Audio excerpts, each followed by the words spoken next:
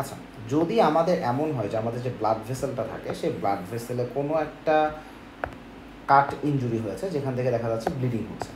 So normally এই ব্লিডিংটা ঠেকানোর জন্য যে আমাদের বডিতে হিমোস্ট্যাসিস হয়, হিমোস্ট্যাসিস প্রসেসে বেসিক্যালি কী ঘটনা ঘটে, এখানে আমরা জানি যে প্লাটিলেটগুলো আসা শুরু করে।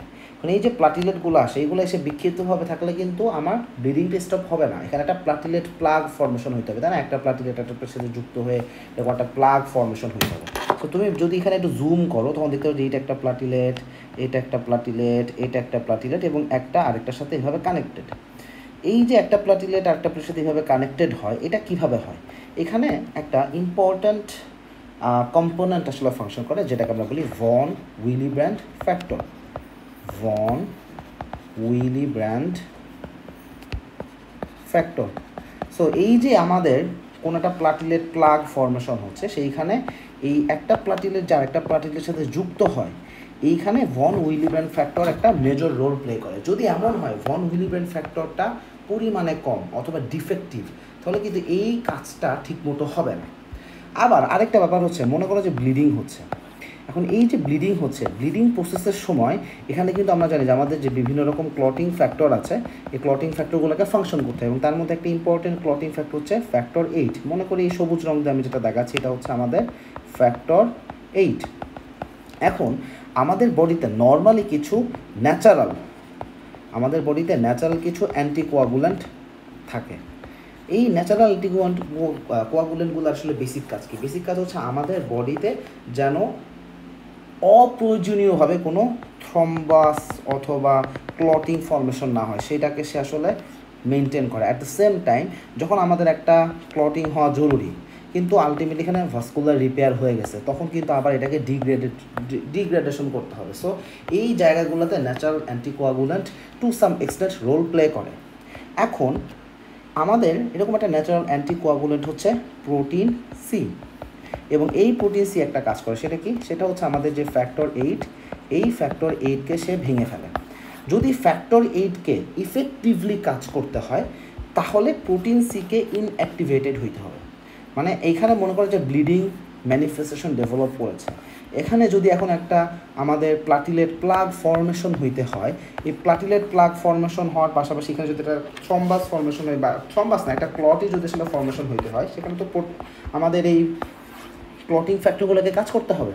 সো ক্লটিং ফ্যাক্টরকে কাজ করতে গেলে ডেফিনেটলি প্রোটিন সিকে ইনঅ্যাক্টিভেটেড হওয়া লাগবে এই জায়গাটায়, অথবা প্রোটিন সি যেন ফ্যাক্টর 8-এর উপরে কাজ না করে এরকম কিছু একটা ম্যানেজ করতে হবে, তাই না? আইদার প্রোটিন সি এটাকে ইনঅ্যাক্টিভেটেড করতে হবে অথবা ফ্যাক্টর 8কে যে কোনোভাবে প্রোটিন সি এর হাত থেকে বাঁচাইতে হবে।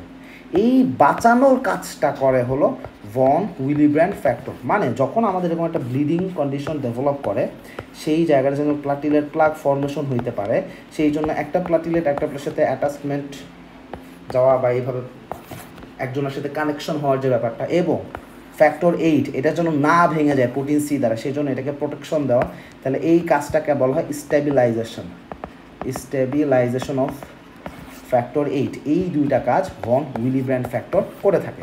তাহলে যদি কোনো একটা পার্সনের ক্ষেত্রে ভন উইলিব্র্যান্ড ফ্যাক্টর সংখ্যায় কম থাকে, পরিমাণে কম থাকে, তখন কী হবে? কোনো একটা কাট ইনজুরি যদি হয় সেখানে আসলে ব্লিডিং হতেই থাকবে। ব্লিডিংটা ঠেকানোর যে বেসিক মেকানিজম, যে প্রসেস, সেটা বাধাগ্রস্ত। একটা প্লাটিলেট প্লাগ ফর্মেশন হইতে পারবে না ঠিক মতো, এখানে আমাদের প্রোটিন সি কারণে খুব সহজে আমাদের ফ্যাক্টর 8 যেটা সেটা দেখা যাচ্ছে ভেঙে যাচ্ছে। সো আলটিমেটলি আমাদের ব্লিডিং ম্যানিফেস্টেশন থামানোর জন্য যে আমাদের যে হিমোস্ট্যাসিস প্রসেস, এই হিমোস্ট্যাসিসটা আসলে বাধাগ্রস্ত হবে। This is what happens in von Willebrand disease. So basically von Willebrand disease আমরা এইভাবে সংক্ষেপে লিখি ভন উইলিব্র্যান্ড ডিজিজ। তাহলে এটা এমন একটা কন্ডিশন যেখানে দেখা যাচ্ছে আমাদের এই ভন উইলিব্র্যান্ড ফ্যাক্টর যেটা, সেইখানে ডিফেক্ট থাকে। এখন ডিফেক্টটা সাধারণত আমরা দুই রকমভাবে পেতে পারি। একটা ডিফেক্ট হচ্ছে কোয়ালিটেটিভ ডিফেক্ট, আর একটা হচ্ছে কোয়ান্টিটেটিভ। মানে কি? মানে হচ্ছে কোয়ালিটেটিভ মানে ভন উইলিব্র্যান্ড ফ্যাক্টর যতখানি থাকা দরকার ততখানি আছে, কিন্তু মালটা ডিফেক্টিভ মাল, প্রপারলি কাজ করতে পারে না, নন ফাংশনিং বা নট প্রপারলি ফাংশনিং, ঠিক মতো কাজ করতে পারে না। সো এখানে দেখা যাচ্ছে পরিমাণ ঠিক আছে বাট কাজ ঠিক মতো করতে পারে না। So this is impaired function. আরেকটা হচ্ছে কোয়ালিটেটিভ, মানে ভন উইলিব্র্যান্ড ফ্যাক্টর যেটা আছে যতটুকু আছে ঠিক মতোই কাজ করে, কিন্তু সংখ্যায় কম। হতে পারে সংখ্যায় অনেক কম অথবা সংখ্যায় অল্প কম, বাট সংখ্যায় কম, আমার যতটুকু প্রয়োজন তার থেকে কম। সো এই দুই রকম কন্ডিশন আমরা দেখতে পাই যে ভন উইলিবার্ন ফ্যাক্টর আমাদের আইদার কোয়ালিটেটিভ ডিফেক্ট অথবা কোয়ান্টিটেটিভ ডিফেক্ট। সো এই জায়গাগুলোকে আসলে আমরা যখন মলিকুলার লেভেল অ্যানালাইসিস করি বা এক্স্যাক্টলি টু দ্য পয়েন্ট যখন আলোচনা করি, তখন আমরা আসলে দিন শেষে দেখতে পাই যে ভন উইলিবার্ন ফ্যাক্টরে আমরা 3টা গ্রস ভ্যারাইটি পাই। এখানে শুধুমাত্র যে 3টা ভ্যারিয়েশন তা কিন্তু না, ভন উইলিবার্ন ডিজিজের আমরা 20টারও বেশি ভ্যারিয়েশন খুঁজে পেয়েছি। বিজ্ঞানীরা এখন পর্যন্ত ভন উইলিবার্ন ফ্যাক্টর ডিফিসিয়েন্সি থেকে বা এটার ইম্পায়ারমেন্ট, ফাংশনাল ইম্পায়ারমেন্ট থেকে যত রকম ডিজিজ হয়, আমরা মোট ভন উইলিবার্ন ডিজিজের 20টারও বেশি ভ্যারিয়েন্ট আমরা এখন পর্যন্ত বের করতে পারছি। তবে এখানে সবচেয়ে কমনলি, সবচেয়ে ফ্রিকুয়েন্টলি আমরা 3টা টাইপ নিয়েই আসলে ডিসকাস করে থাকি। তাহলে একটা হচ্ছে টাইপ 1, একটা হলো টাইপ 2, আর একটা হলো টাইপ 3। সো প্রথমে আসি টাইপ 1 ডিফেক্ট নিয়ে। টাইপ 1 ডিফেক্টের বৈশিষ্ট্য কি? প্রথম কথা হচ্ছে এইটা একটা ইনহেরিটেড কন্ডিশন। আমাদের যতগুলো ভন উইলিবার্ন ফ্যাক্টর ডিজিজের কথা বলছি না, ভন উইলিবার্ন ডিজিজের কথা বলি, এটা কিন্তু কমপ্লিটলি ইনহেরিটেড, মানে জন্ম থেকে সেই সমস্যাটা নিয়ে উঠে আসছে। সো জন্মগতভাবে বলা যেতে পারে সে বাবা বা মা থেকে পাচ্ছে। সো এখানে তাহলে সবগুলো তো ইনহেরিটেড, কিন্তু এখানে মোড অফ ইনহেরিটেন্স আসলে কি? সো টাইপ 1-এর ক্ষেত্রে আমরা যেটা দেখতে পাই, এটা আসলে অটোজোমাল ডমিন্যান্ট একটা কন্ডিশন। সো এইটা হলো অটোজোমাল ডমিন্যান্ট, মানে ব্যাপারটা হচ্ছে আমার মনে করি এটা হচ্ছে একটা নির্দিষ্ট ক্রোমোজোম, এখানে পিতা বা মাতা যে কোনো একটা জায়গায় যদি ডিফেক্ট থাকে সেখান থেকেই আসলে বাচ্চাটা এফেক্টেড হবে। হ্যাঁ, অটোজোমাল ডমিন্যান্ট টাইপ অফ আমরা ইনহেরিটেন্স এখানে আসলে অবজার্ভ করি। সো টাইপ 1-এর ক্ষেত্রে আমরা আসলে কী দেখতে পাই? প্রথম কথা হচ্ছে যত রকম ভন উইলিবার্ন ডিজিজ আসলে আছে, মোটামুটিভাবে তার অ্যারাউন্ড 75% হচ্ছে আমাদের এই টাইপ 1, এই টাইপ 1 কন্ডিশন, যেটা একটা অটোজোমাল ডমিন্যান্ট কন্ডিশন। এবং এইখানে আসলে আমরা মাইল্ড ডিসঅর্ডার দেখতে পাই। এবং এই জায়গাটাতে মূল সমস্যা হচ্ছে কোয়ান্টিটেটিভ, অর্থাৎ ভন উইলিবার্ন ফ্যাক্টর যতখানি দরকার তার থেকে পরিমাণে কম তৈরি হচ্ছে, বাট পরিমাণে কম তৈরি হচ্ছে। এবং most of the von Willebrand disease we get, তার অ্যাবাউট 75% হচ্ছে আমাদের টাইপ 1। এরপরে আসি টাইপ 2। টাইপ 2টা হচ্ছে কোয়ালিটেটিভ ডিফেক্ট।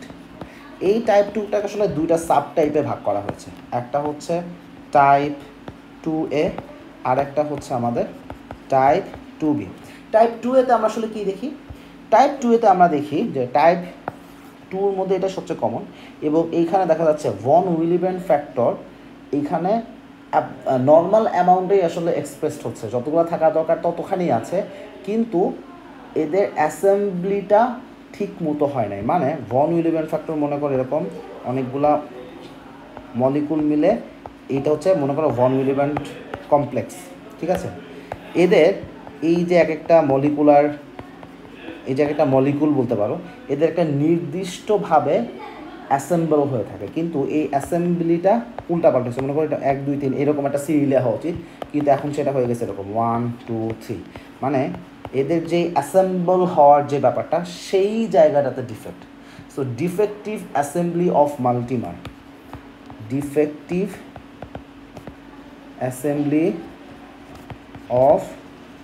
মাল্টিমার, এই কারণে দেখা যাচ্ছে ভন উইলিবার্ন ফ্যাক্টর সঠিক সংখ্যা পরিমাণে থাকার পরও সেটা প্রপারলি ফাংশন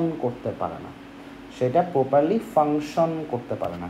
এবং এখানেও আমরা আসলে দেখি মোড অফ ইনহেরিটেন্স হচ্ছে অটোজোমাল ডমিন্যান্ট। অ্যাকচুয়ালি টাইপ 2 সবগুলো অটোজোমাল ডমিন্যান্ট, টাইপ 1 এবং টাইপ 2 সবগুলোই অটোজোমাল ডমিন্যান্ট। তাহলে এইখানে আমরা এই জায়গায় প্রবলেমটা দেখতে পাই। আরেকটা হচ্ছে আমাদের টাইপ 2B। টাইপ 2Bর ক্ষেত্রে আমরা কি দেখি? এটা অটোজোমাল ডমিন্যান্ট কন্ডিশন, এবং এইখানে দেখা যায় যে ভন উইলিবার্ন ফ্যাক্টরের ক্ষেত্রে প্লাটিলেটের প্রতি অ্যাফিনিটিটা অতিরিক্ত রকমের বেশি। ব্যাপারটা হচ্ছে মনে করো এটা হচ্ছে ব্লাড ভেসেল, এখানে ভন উইলিবার্ন ফ্যাক্টরগুলো মনে করো যেগুলো সার্কুলেটিং আছে, এটা নর্মালি যদি 2টা প্লাটিলেটের সাথে অ্যাটাচ হওয়া উচিত, সেইটা এখন প্লাটিলেটের সাথে অ্যাটাচ হচ্ছে 30টা। তাহলে আলটিমেটলি কী হচ্ছে, আমাদের সার্কুলেশনে যতগুলো প্লাটিলেট ছিল সেটাকে ও নিজের কাছে ধরে রাখতেছে, তাহলে সার্কুলেশনে আমাদের যে ফ্রি প্লাটিলেট সেটার সংখ্যা কিন্তু কমতে থাকে। সো এই কারণে আমরা আসলে দেখি যে আলটিমেটলি আমি যদি একটা ব্লাড স্যাম্পল কালেক্ট করলে তখন আমি দেখবো যে প্লাটিলেট কাউন্ট অনেক কম। So there is thrombocytopenia. তো এখন থ্রম্বোসাইটোপেনিয়ার কারণ কি? এখানে কি প্লাটিলেট প্রোডাকশন কমে গেছে? না, প্লাটিলেট ডিস্ট্রাকশন হচ্ছে না, প্লাটিলেটগুলো সব ভন উইলিয়ামস ফ্যাক্টর নিজের কাছে ধরে রেখে বসে আছে। দ্যাটস ওয়াই ফাংশনাল প্লাটিলেটের একটা ডেফিসিয়েন্সি ডেভেলপ করে, and that will lead to increase tendency of bleeding, বা ব্লিডিং ম্যানিফেস্টেশন যদি ডেভেলপ করে সেখানে ব্লিডিংটা সহজে থামতে চায় না। So this is type 2। এবার আসি type 3। Type 3 von Williams disease, যেটা এইটা হচ্ছে আমাদের কোয়ান্টিটেটিভ, অর্থাৎ ফাংশনাল স্টেটের দিক থেকে এটা একদম পারফেক্ট, কিন্তু সংখ্যায় কম, যতখানি তৈরি হওয়া দরকার তার থেকে অনেক কম তৈরি হচ্ছে। সাধারণত আমরা দেখতে পাই যে টাইপ 3 হচ্ছে অটোজোমাল রিসেসিভ কন্ডিশন। এটা হলো অটোজোমাল রিসেসিভ কন্ডিশন, এবং এই জায়গাটাতে আমরা দেখি যে severe disorder, extremely low level of functional von Williams factor যদি দেখা যাচ্ছে নর্মালি 100টা থাকা উচিত, সেখানে হয়তো বা 10টা থেকে আসে, মানে এতটাই কম থাকে। সো এখানে আমরা আসলে এক্সট্রিম ডেফিসিয়েন্সি অবজার্ভ করি, এবং এই জায়গাটাতে ক্লিনিক্যাল ফিচার্স আসলে মডারেট থেকে সিভিয়ার ম্যানিফেস্টেশন আমরা এখানে দেখতে পাই। সো এই জায়গাটাকে আমরা বলি this is severe condition. So this is severe. তাহলে আমাদের টাইপ 1, টাইপ 2, টাইপ 3 এদের মধ্যে আমরা কী খুঁজে পেলাম? যেটা টাইপ 3 এটা সবচেয়ে সিভিয়ার, এবং এটা হচ্ছে অটোজোমাল রিসেসিভ কন্ডিশন। এবং টাইপ 1 এবং টাইপ 2 এইখানে আসলে আমরা অতটা সিভিয়ার ম্যানিফেস্টেশন ইউজুয়ালি দেখি না, এবং সবচেয়ে ফ্রিকুয়েন্টলি আমরা দেখতে পাই টাইপ 1, যেটা সেইটাই আমরা সবচেয়ে ফ্রিকুয়েন্টলি দেখতে পাই। তাহলে এখন মূল ঘটনাটা কি আমরা একবার রিক্যাপ করি, যে আমাদের মনে করে একটা ব্লিডিং কন্ডিশন ডেভেলপ করেছে। এইখানে আসলে দেখা যাচ্ছে কি আমাদের প্লাটিলেটের পরিমাণ ঠিক আছে, কিন্তু এরপরও ব্লিডিং টাইম বেশি হয়।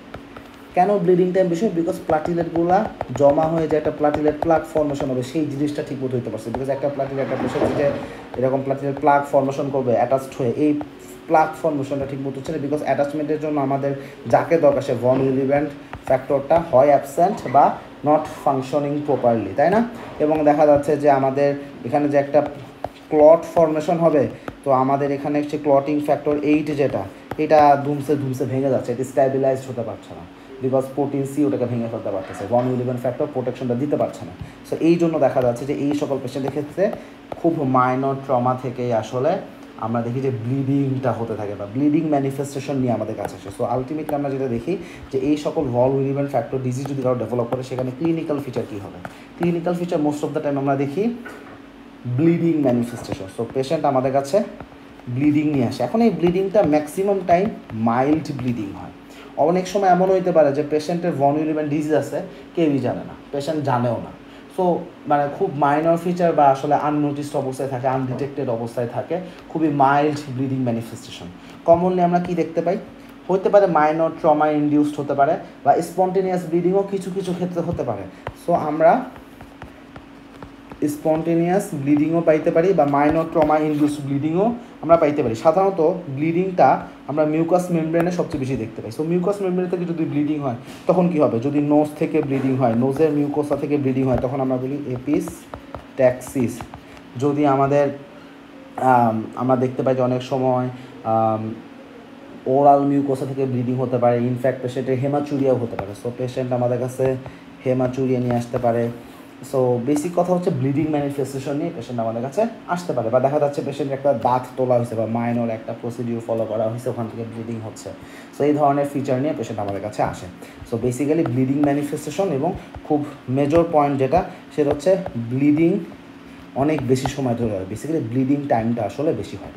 তাহলে এখন একটা পেশেন্টে যদি আমরা ক্লিনিক্যালি সাসপেক্ট করি যে এই পেশেন্টের ভন উইলিয়ামস ডিজিজ আছে, আমরা কী করবো? আমাদের আসলে ল্যাবরেটরি ফাইন্ডিংস চেক করতে হয়। সো ল্যাবরেটরি ফাইন্ডিংস আমরা কী পাবো? সো প্রথম কথা হচ্ছে আমাদের এইখানে আমরা যদি প্লাটিলেট কাউন্ট চেক করি, প্লাটিলেট কাউন্ট কিন্তু আসলে নর্মাল, কারণ আমাদের প্লাটিলেট নিয়ে কিন্তু কোনো ইস্যু না, প্লাটিলেট ভাঙতেছেও না, প্লাটিলেটের ফাংশনিং স্টেটও প্রবলেম না। হ্যাঁ, কিছু জায়গায় প্লাটিলেট কাউন্ট কমে যাবে, যেই জায়গাটাতে আমরা দেখি যে ভন উইলিয়াম ফ্যাক্টর খুব বেশি পরিমাণে প্লাটিলেটকে নিজের কাছে ধরে রাখতেছে, যেটা আমরা বলেছিলাম যে type 2B of von William factor, ওই জায়গাটাতে আমরা প্লাটিলেট কাউন্ট কম পাইতে পারি, but otherwise platelet count normal পাবো। যদি আমাদের von William disease type 2B হয়, সেইখানে আমি থ্রম্বোসাইটোপেনিয়া পাবো, সেইখানে প্লাটিলেট কাউন্ট কম থাকবে, বাট বাকি সব জায়গায় প্লাটিলেট কাউন্ট নর্মাল থাকবে। এবার আসি ব্লিডিং টাইম, যেটা আমাদের জন্য ইম্পর্টেন্ট। ব্লিডিং টাইম এখানে প্রলংড। এখন সাধারণত ব্লিডিং টাইম প্রলংড কখন হয়? নর্মাল ক্ষেত্রে ব্লিডিং টাইমটা আসলে তখনই প্রলংড হবে যখন প্লাটিলেট কাউন্ট কম থাকে, তাই না? যখন প্লাটিলেট কাউন্ট কম থাকে তখনই ব্লিডিং টাইমটা বেশি হয়, বিকজ ব্লিডিং টাইম বেশি হওয়ার অর্থে হচ্ছে আমার প্লাটিলেট প্লাকটা ঠিকমতো ফর্মেশনে ব্লিডিংটা ঠেকাইতে পারতেছে না। তো এখানে কিন্তু আসলে ঘটনা এটাই, প্লাটিলেট প্লাক ফর্মেশনে ব্লিডিংটা যে ঠেকাবো, হিমোস্ট্যাসিস যে করবো, প্লাটিলেট বেচারা ফাংশন করতে পারতেছে না। কেন? ভন উইলিয়াম ফ্যাক্টর নাই বা নট ফাংশনিং প্রপারলি, তাই তো? So ultimately bleeding time prolonged হবে। সেকেন্ড কথা হচ্ছে, আমরা যদি পেশেন্টের ক্লটিং টাইম দেখি, ক্লটিং টাইমও দেখব প্রলং, তাহলে ব্লিডিং টাইম বেশি, ক্লটিং টাইম বেশি। ক্লটিং টাইম কেন বেশি? বিকজ আমাদের ফ্যাক্টর 8 ভেঙে যাচ্ছে, ফ্যাক্টর 8 স্টেবিলাইজড হইতে পারতেছে না, সো ব্লিডিং টাইমও বেশি, ক্লটিং টাইমও বেশি। আমরা যদি এখানে টর্নিকুয়েট টেস্ট করি, টর্নিকুয়েট টেস্ট যদি করি, এটার আরেকটা নাম হচ্ছে Hess test, Hess test. Tourniquet test করলে আমরা আসলে পজিটিভ পাবো, তাই না? টর্নিকুয়েট টেস্ট পজিটিভ আসবে, কারণ হচ্ছে প্লাটিলেট অ্যাডেশনের ডিফেক্ট। এটা পজিটিভ কেন হচ্ছে? Because platelet adhesion defect. আচ্ছা, তবে আমরা টর্নিকুয়েট টেস্ট আসলে সবসময় করি না। আমরা যেটা সব সময় দেখছি, ব্লিডিং টাইম দেখতেছি, ক্লটিং টাইম দেখতেছি, এবং আরেকটা সিগনিফিকেন্ট যেটা, সেটা হচ্ছে আমরা এখানে এপিটিটি লেভেল দেখি, এবং এখানে এপিটিটি লেভেল বেশি আসে। এপিটিটি লেভেল বেশি আসার বেসিক কারণ হচ্ছে ফ্যাক্টর 8। আমাদের যে ফ্যাক্টর 8 তো এখানে স্ট্যাবিলাইজড হতে পারতেছে না, কারণ ভন উইলিয়াম ফ্যাক্টর 8-এর সাথে অ্যাটাচড হয়, তখন এটাকে স্ট্যাবিলাইজ করে, প্রোটিন সি তখন সেটাকে ভাঙতে পারে না। কিন্তু যেহেতু এখানে ভন উইলিয়াম ফ্যাক্টর নাই, প্রোটিন সি খুব সহজেই ফ্যাক্টর 8কে ভেঙে ফেলতে পারে। সো যেহেতু আমাদের ফ্যাক্টর 8 আলটিমেটলি ভেঙে যাচ্ছে, সো এইটার কারণে আমরা দেখি এপিটিটি লেভেলটা বেড়ে আসে। এবং তোমরা যেই ব্যাপারটা অবজার্ভ করবা, যে একটা পেশেন্টের ভন উইলিয়াম ডিজিজ থাকলে তোমার ক্লিনিক্যাল সিনারিওটা এরকম হবে যে একটা পেশেন্টের ব্লিডিং ম্যানিফেস্টেশন